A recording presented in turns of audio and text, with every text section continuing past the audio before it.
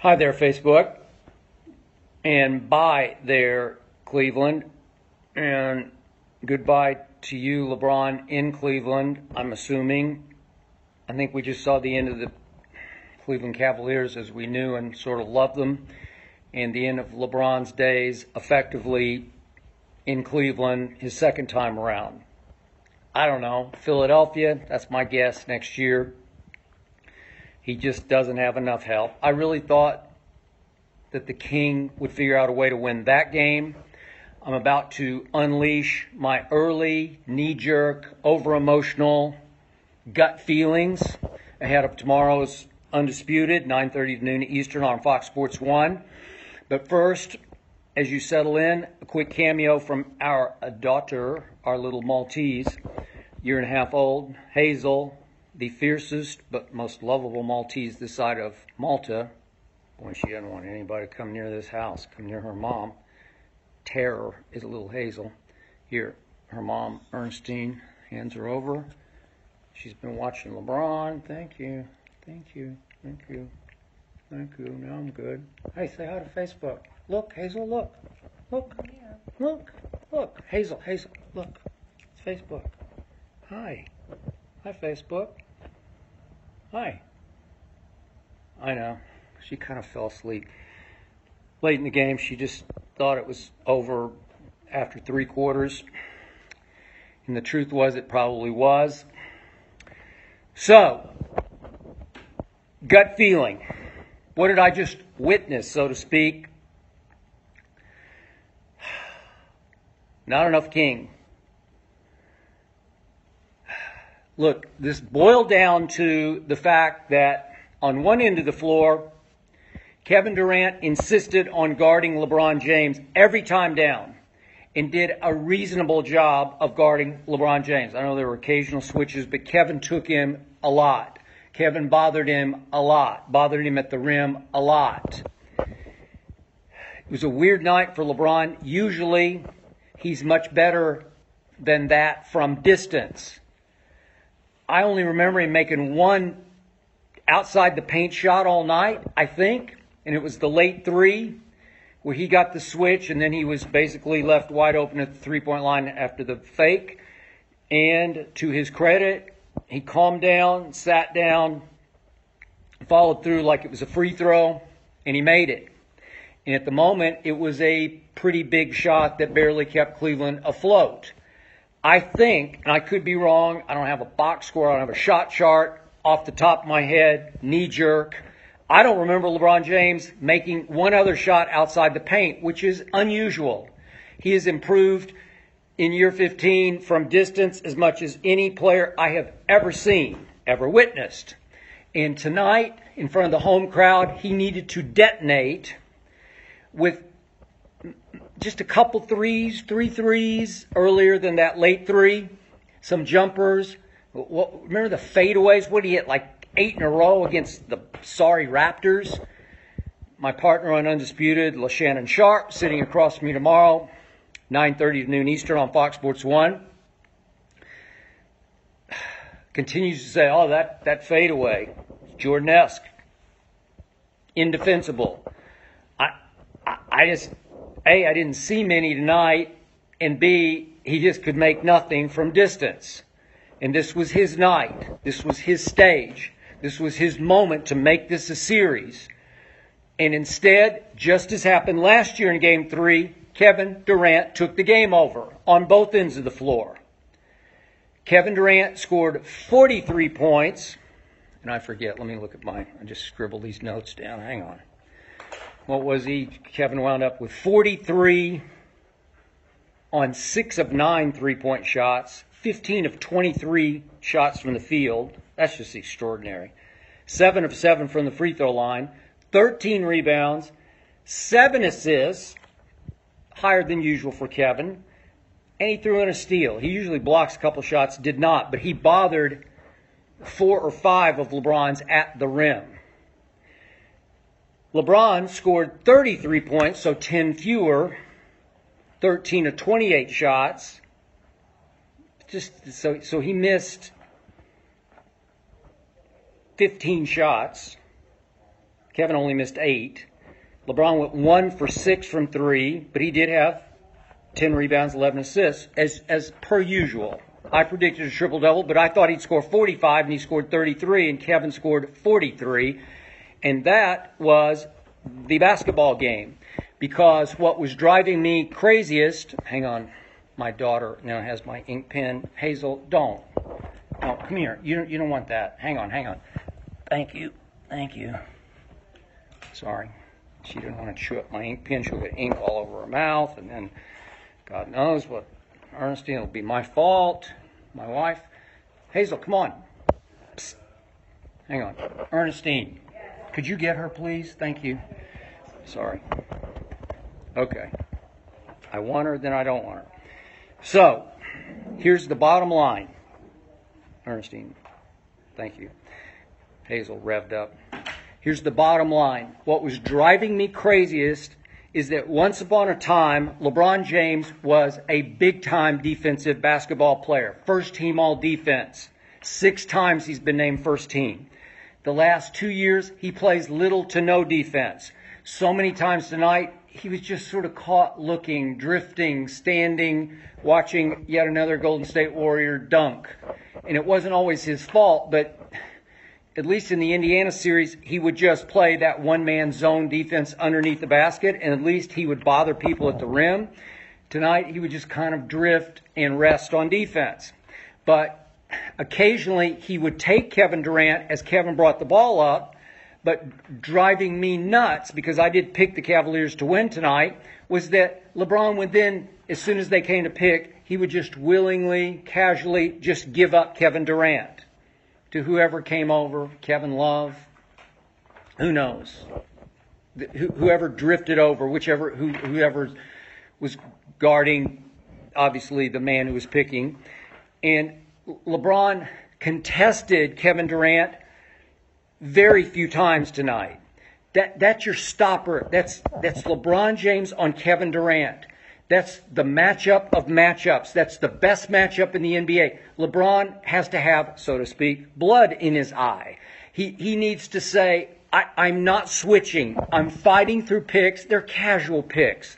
They're sort of half-speed picks. Just fight over the top. Just say, no, I got him, and I'm going to take him out of the game. This is our game. This is for the series. This is it. You owe your team from that childish meltdown, LeBron, at the end of regulation of Game 1 in Oakland, crying over the spilled milk, throwing the tantrum on the bench pre-overtime, basically throwing in the mental towel, pouting early in overtime, wouldn't shoot, refused to shoot for the first 2:26 of the overtime, then tried 4 half-hearted shots and missed all 4. That was the game to steal. That would have made Golden State play uphill the rest of the series. I thought it would be a 7-game series. Silly me. Forget about that. I mean, unless you're going to tell me the Kings going to lead them back from 3-0 down, no, not going to happen. Obviously, Golden State is better as a basketball team than the Cleveland Cavaliers, but LeBron is by far the best player on the court until tonight. I said today on Undisputed, again 9:30 noon Eastern on Fox Sports 1, well, LeBron has reemerged as the best player. After Kevin Durant had his little meltdowns, not really on the sideline, but just his disappearing act against Houston, I just said, okay, I back off. I say what I see on TV. If I see Kevin Durant run from the basketball late in the games against Houston, what was it, games? I'm losing track. 3 and 4 and 5. Kevin was awful. And yet he reemerged tonight when the stakes were highest in the King's Palace in Cleveland, Ohio, as the best player on the planet. What a display. He took LeBron on defense, and he took over the game on offense. He was virtually unstoppable. And just as he did last year in LeBron's face, at least LeBron was guarding him on that play, he shot a dagger 3. This one was from even farther out. This one's on Rodney Hood. And by the way, Did Rodney Hood show up and show out tonight? Wow. I called out his coach Ty Lue for divulging yesterday, for declaring, volunteering to the media, oh, I'm going to play Rodney Hood tomorrow night. Why tell everybody? Why put all the pressure on that kid? He's 25 years old. He's never been in the spotlight before. He's a good player, man. He's to bedevil my Spurs. He can stroke it from three, and he's 6'8", like a 7-foot wingspan. He can defend, too. So, it worked, I guess. I guess he felt thrust into the spotlight. I guess all the Cavs were backslapping him and pumping him up and telling him he can do this. I don't know what happened, but he looked like Rodney Hood tonight. And there were stretches of the game when Rodney Hood turned into LeBron James. Shocked. And that kept Cleveland afloat. And Kevin Love's a big-time basketball player. I don't care. I argue with Shannon Sharp, again, 9:30 to noon Eastern on Fox Sports 1. I argue every day. Kevin Love's a 5-time All-Star. He is not afraid of those bright lights or that stage. Where'd he go? I scribbled this down. 20 and 13. That'll work. That's help. JR had 13. Rodney Hood had 15. I thought Kyle Korver was going to come out of nowhere. He was a no-show because they just didn't give him the ball. They don't call plays for him anymore. I don't know what's happened to Kyle Korver. He's their answer to Steph Curry. Obviously, he's not Steph Curry, but he can do Steph stuff. I've seen Kyle Korver get hot from three where he's just like shooting free throws. Just effortless, little wrist flicks from three. And every time he shoots it when he's in rhythm and they run plays for him, I'm like, that's good. Bottom. Tonight, completely out of control, out of sync, out of whack. And he shot 1 for 5 from three in the first two games, and he was just 0 for 2 tonight, but it was just horrendous 0 for 2 where he took one from Akron that missed, just trying to force something in the basket, just to see it, feel it, try to regain his groove. Couldn't, so that hurt. But on a night that Steph Curry couldn't buy a basket until he finally hit a late, wide-open three-point shot 1 for 10 from three. What was he, 2 for, I don't have it in front of me, maybe 2 for 14 from the field, had one little scoop late layup. But on a night where Steph was anything but Steph, and on a night that Steph fell out of the MVP lead in these finals, you got to beat him. Obviously, pre-KD, I'll give you this, Shannon Sharp. Pre-KD, if Steph has a night like that, trouble, man. They're going to have a hard time winning, especially at Cleveland. Clay wasn't much of a factor either. What did he make? A couple threes? Steph and Clay combined, 3 for 15 from three. Wow. You should win that game, King. You should just win it. But when it was clear it was going to be Kevin's night, LeBron James has to say in the sideline huddle, I got him. I'm going to take him out of the game. Well, where did all this switching start? Let's switch everything. Baloney. The basketball I started covering in the 70s, the 80s, the 90s, they fought over picks. They played physical basketball. They played football basketball. You got your guy, and nobody's going to pick you off. Nobody. Just fight through the pick. Fight over the top. If you got your guy, you got your guy. And if Michael Jordan said, I'm going to lock so-and-so up for the game, he just go lock him up. Trust me, there's no picking involved.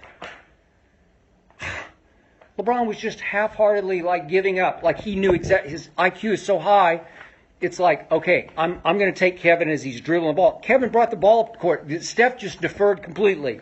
I don't got it tonight, man. You got it. You take it. You dribble the ball up the floor. You play point guard. Kevin Durant played 7-foot point guard the whole night. He would dribble and initiate the offense from the top. And LeBron, highest IQ in the history of basketball, would just say, okay, this is a semblance of covering Kevin Durant. So he'd take him as Kevin dribbled past half court, and then the first whiff of a pick from like Steph Curry, LeBron's like, okay, I'm out. I'm over here. You got him over there, Kevin Love, Rodney Hood, whoever it is. You got him. Rodney Hood was on him when Kevin made that dagger three. That had to be from like the 3-point line's 23-9, so it had to be from 28 feet, 29. I don't know. It was a bomb dagger, and that was it. That was basically ball game right there. Everybody knew it. Everybody in that arena knew it, and especially the King knew it. And in the end, Cleveland played its best first half of basketball, in the first half, and yet they just couldn't lose Golden State. They jumped off to, what were they up, 11, 12 at one point, maybe even 14, and Kevin Durant just kept saying, nope, not going away, not going away, not going away. And then the third quarter, here they came again, and they did what they've been doing all playoffs except for Game 2. When Cleveland hung right in and stood tall and said, no, we're going to own this third quarter. That was in Game 2 at Oakland. And they won it 34-31. Tonight, reverse. And the whole game reversed in the third quarter. And here came Durant. And just too many wide open dunks. Too many Jordan Bells. Too many JaVale McGee's. Too many Iguodala dunks. Every time I looked up, somebody's getting a wide open dunk. You can't win like that. It all boils down and comes back to this. The Cleveland Cavaliers were a horrible defensive team the whole year, and they can turn it on in surges, but in the end, it catches up. Their identity is their identity, and it caught up again tonight. They wound up 29th in the NBA out of 30 teams in overall team defense, and that's in the second half what it began to look like the 29th worst defensive team. LeBron James finished the regular season ranked 309th in individual defense. Really? I forgot to look this morning what he is. He'd been in the 40s for the playoffs. Of all the players in the playoffs, he's in the 40s. For a while, he was in the 70s, and then he got a little better in the conference finals against Boston. I think he's still in the 40s, but he comes and he goes. He picks his spots. He'll get a deflection here or there. He just has to set a tone. And the best defense they played for 4 quarters was against Boston in Game 3 in Cleveland when they just dominated and won by 30. But it was 2 halves of defensive, hellacious, ferocious basketball. And the first half tonight was a desperate physical stand by the home team. That's pride. That's guts. I used this line today on Undisputed. Again, 9:30 to noon Eastern on Fox Sports 1. We'll be on tomorrow, boy. It's going to be something. Talk about hellacious defense. My partner's going to have to play it tomorrow. He's already predicting he's going to get to wear his GOAT mask. He actually believes LeBron James is better than Michael Jordan. What can I do? I can't. I try to cover for him. I try to walk him around it and out of it, but I can't help him. I can't save him. And tomorrow he's going to need a lot of help. LeBron doesn't have enough help, and tomorrow Shannon won't have enough help. He's got little to no chance. I'm sorry. I'll declare myself the winner already tonight. And by the way, I talked him into another bet. He now owes me 10 cases of Diet Mountain Dew. How could I not take this? I really thought the King would win this game tonight. I wanted him to win. I wanted this to have a semblance of credibility of being a real series, a finals. And end of show today on Undisputed. We've been going back and forth about give me points, give me points. Golden State was a 4.5-point favorite at Cleveland. Think about that. They were favored by 4.5. And at the end of the show, I kept asking 4 points with Golden State, like give me points. And my score was 97-93 Cavs. And I really liked my score at halftime, not so much after 3 quarters. But I kept saying, I need 4.5 points because I wrote it down on my paper. I showed it to Joy Taylor, a moderator. I said, look, this is the score I picked before the show started, so I can't back off that. I'm courage of convictions. That's what I thought. I slept on it. I thought lower scoring because if LeBron will control the tempo by mostly dribbling the ball up the floor at half speed and then initiating the offense as he did so effectively back in the first go-around, first time Golden State played Cleveland 2015. Remember games 1, 2, 3. Cavs went up 2-1. LeBron's just dribbling it up every time, playing point guard, point forward, point center, playing point everything, and kept the scores down in the 90s. And I thought, that's the recipe for success tonight. And so I'm telling Shannon, well, I need 4.5 if I'm going to make a bet. And he said, well, I need to get a case back from you. I said, okay, so, and he said, I'll give you 4.5. I got Golden State plus 4.5 when they were minus 4.5 in Las Vegas. And how can I not take it? And it mixed my emotions because I was rooting for LeBron to win the game, but obviously my pride's dictating that I'm rooting for Golden State to at least keep it real close, and all of a sudden, crunch time, it's just Golden State. They make all the shots, all the plays, because they have more confidence against the King than he has against them. Remember, in this game last year, J.R. Smith, this game 3 at Cleveland, same scenario, down 0-2. Remember, J.R. Smith hit a big 3 with 3 minutes left in the game. I'm talking about 1 year ago, but virtually tonight in game 3. J.R. Smith hits a 3 with 3 minutes left that puts the home team, the Kings team, the Cleveland team, up 6. So they're up 6 with 3 minutes to go. Does Michael Jordan close that deal at home? Man, I think so. Okay, so then it gets to 1.5 minutes left. LeBron's dribbling the ball at the top of the circle, ball in his hand, in his control. They're still up 4. 4 with 1.5 minutes, and you got the basketball. And that was the play that he got a pick, and he gets a jump start and gets a step on Iguodala. And it's just attack. You got him. You got him. You saw tonight when LeBron would get a step, it was just like layup, dunk, whatever. And LeBron had a step, and he shied away and pulled it back.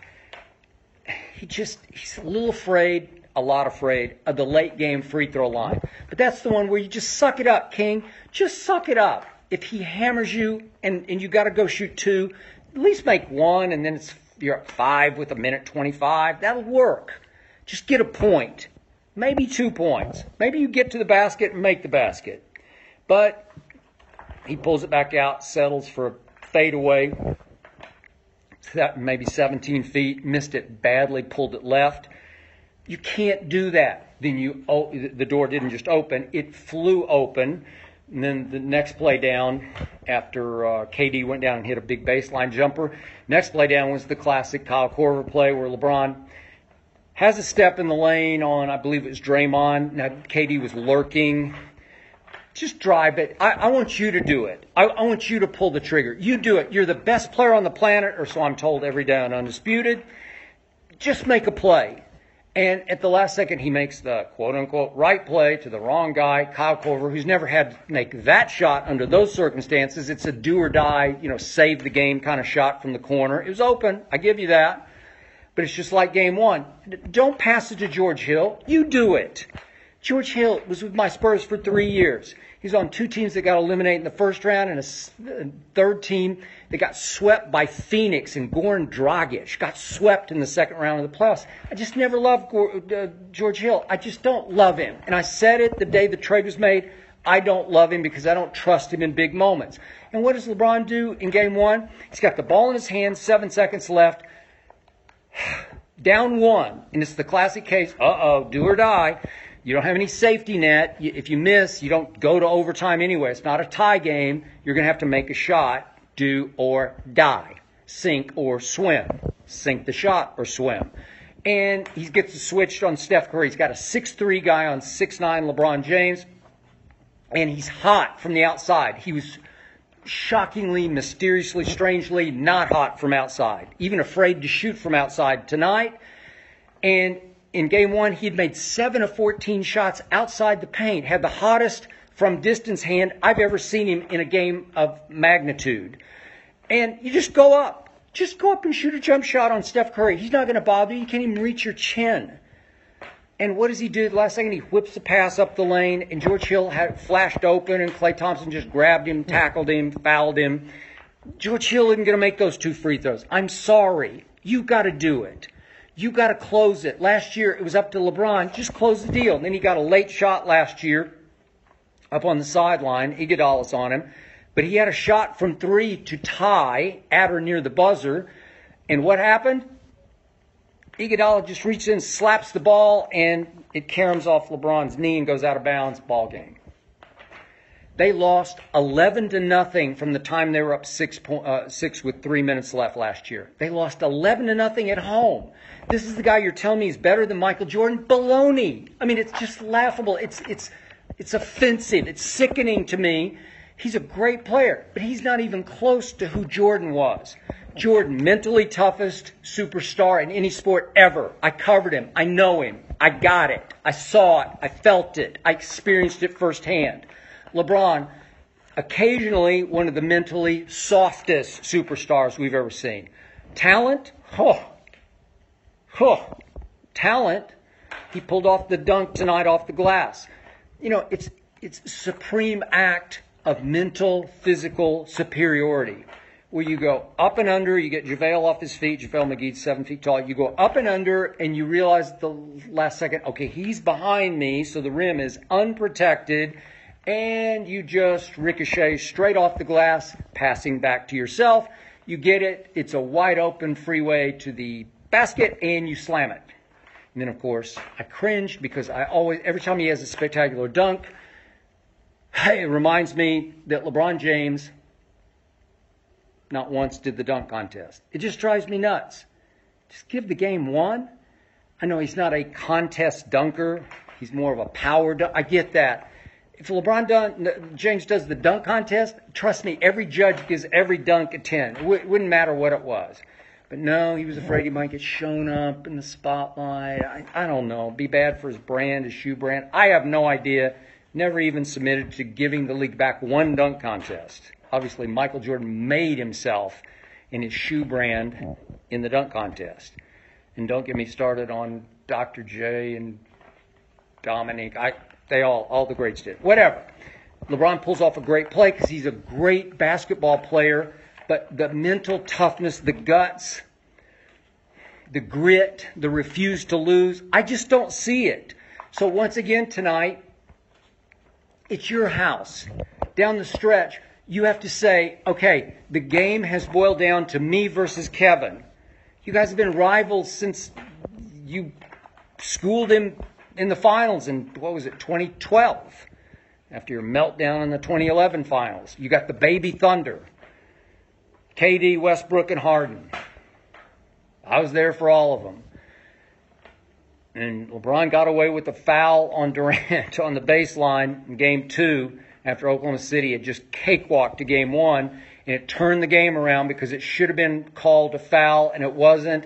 And LeBron got the rebound and got fouled, and to his credit, marched to the other end and made those 2 free throws that iced the game. And then they went home to Miami, and it was a tour de force. Baby Thunder weren't ready for that. LeBron took Kevin Durant down low and just ate him alive. He took him to school again and again and again. He taught him lesson after physical lesson after lesson. It was a man and basically a child, a youngster in Kevin Durant, stick man. He's still a stick man, but he has NBA strength. He's got natural strength, not weight room strength like LeBron, just natural strength. And did he ever bother LeBron tonight? Do not underestimate the job that Kevin Durant did on LeBron, all of the court, especially outside the paint. He wouldn't let him do his up and back, up and back, up and back, step back. He got him completely out of rhythm from distance, and all LeBron could do was drive it and hope to get fouled. Should LeBron have gotten more foul calls tonight? Yes. But he complains and whines and acts out so often to the refs. Trust me on this. I've been hearing this from a lot of my NBA cohorts that I've known for years around the league. I was getting texts tonight. LeBron's doing himself in with the refs because he just bitches and moans too much. So after a while, they're like, okay, you're 6'9" and 270 pounds, and you're too big and strong for any of these people to keep from the rim. Just do it. You do it. We're not going to help you. We're not going to send you the free throw line every time. So it's hard to even referee him to start with. But, I don't know, 5 or 6 times LeBron got to the rim tonight and just failed to get it in the basket. Those are big shots. That's the difference in scoring 33 versus Kevin Durant's 43. Kevin has to do it he has to do it upside down. Most of his are from some distance, mid-range to long range. 6 threes, and I'll have to look at the shot chart. Boy, if he hit 15 shots, he must have had, of the other 9, 6 more mid-range jumpers. 7 or 8, it seemed like. Did he have any dunks? I don't remember. Did he have a couple little inside up and under shots? I think so. I'll look. I'll have it tomorrow on Undisputed by the time we tip off 6:30 this time, 9:30 Eastern. I'm in Los Angeles. But in the end, it's just those two mano a mano. And once again, I thought the torch got passed last year. And I'm sorry, but I'm going to have to tell Shannon Sharp, I'm going after him tomorrow. I'm going to go after him. Because when the stakes are highest, when the chips are pushed into the middle of the table in the do-or-die finals game, Kevin Durant was the best player on the planet. Was he not tonight? That was just tour de force, start to finish. Offense, defense, Kevin Durant. LeBron had enough help to win, but down the stretch, there just wasn't enough LeBron. I'm sorry, it just wasn't. Kevin took it over, and LeBron took it on the chin. So, in the end, it's sad, but this is going to be a sweep. I just don't feel... LeBron threw his teammates under the bus the other day, yesterday, when he was asked about the meltdown before overtime of Game 1. And he said, how much more, I'm paraphrasing the quote, but it's how much more do I have to pick up teammates? As if he's been carrying them all year. We all know he has carried this team, obviously, but you can't say it publicly because you just burn the bridge, the emotional bridge, the connection with your teammates.